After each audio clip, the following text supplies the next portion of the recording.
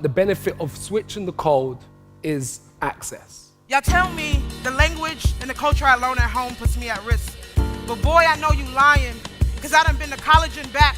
How can I present myself to this world without being seen as a threat and also remaining myself at the same time? And they had to.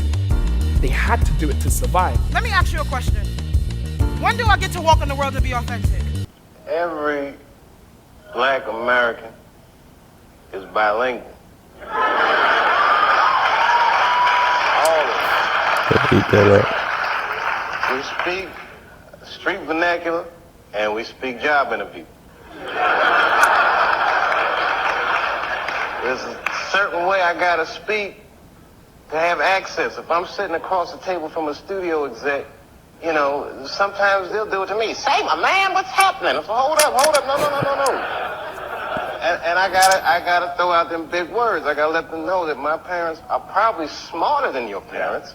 And much better educated. They're much better educated than your parents, but they may not have had the access that your parents had. But this is show business. I can climb that socio-economic ladder just off the merit of my skills. I can talk that shit. No. So I think it's just an interesting thing to speak about, because it's true. We, as black people, we are bilingual. We have to know how to navigate in all spaces. We are bilingual, okay? We have our AAVE, and we know how to put on our professional voice, too. You're not lying. I just feel like sometimes when you're around your boys or whatever, you're going to speak a little slang-wise, but when you in a professional setting, of course you're going to try and throw that vocabulary out there, because just historically people, or the theme around us is like black people are uneducated. You need to understand what it means to be in that space and understand their language and lingo. You know, you need to be able to understand how to navigate. You gotta put yourself, you gotta be uncomfortable to get comfortable. Especially going into the industry that I wanna go into. All these spaces that I'm going to are not gonna be black spaces. So I need to know how to navigate in all spaces and not feeling isolated and feeling uncomfortable.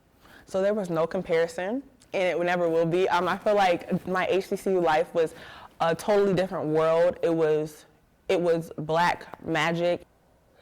I don't think there is a comparison. I mean, you ask me, I don't really think that you can't really compare the two, because the coaches ain't nowhere near the same. My HBCU allowed us to find organizations that connected with us and with some of the stuff we believe in. So in that aspect, you got to meet people you might consider your brothers at the end of the whole experience. Yes, it definitely prepares you, and you get to be in a community with people that look like you, act like you, talk like you, walk like you. We go into these programs and these grad programs with a different sense of pride, because we came from this HBCU. We're repping our HBCU.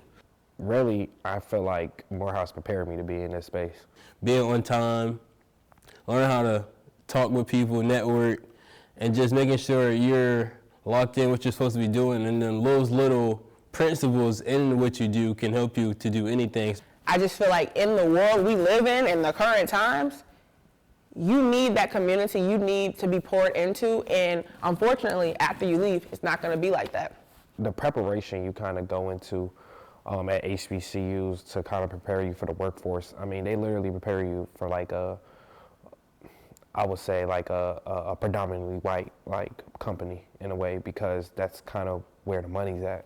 I think that was a big culture shock. I've never seen this many white people in my life. I kind of struggled about being black in my space, in a space like this. I'm more of a introverted kind of social anxiety person, and just knowing that all the relationships I built at my other school, I'm now leaving those and I'm going somewhere else where I kind of have to restart that whole process.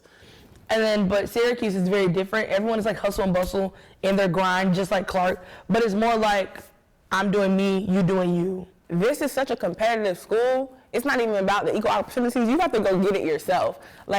I feel like it's there. You just have to go get it, go talk to the right people, and they'll give it to you. It has nothing to do with who you are as a person, what your skin looks like. It's just about your drive and what are you going to do to get what you want. I think I've gotten a lot of opportunities here to just grow myself as a reporter and as a person. You know, you get in contact with somebody behind the scenes and stuff like that. You know, they might have a lot to offer, more than the people even that you are looking up to? I think I needed to grow. And I think Syracuse is like the perfect place for me to grow and to really explore myself and explore like what's going on in here. I feel like I got the best of both worlds. I got to experience that, but also broaden my perspective. So I feel like the 4 years I just spent in undergrad were the best 4 years to be at a HBCU realistically. And you know, shoot, I literally wouldn't have it no way because I mean, look where I'm at. My recollection of living up north, I don't really remember a lot of it.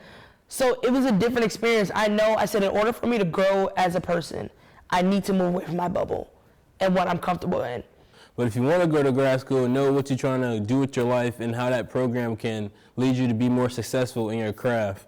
Like you can't like deter yourself from doing something and like be your own enemy.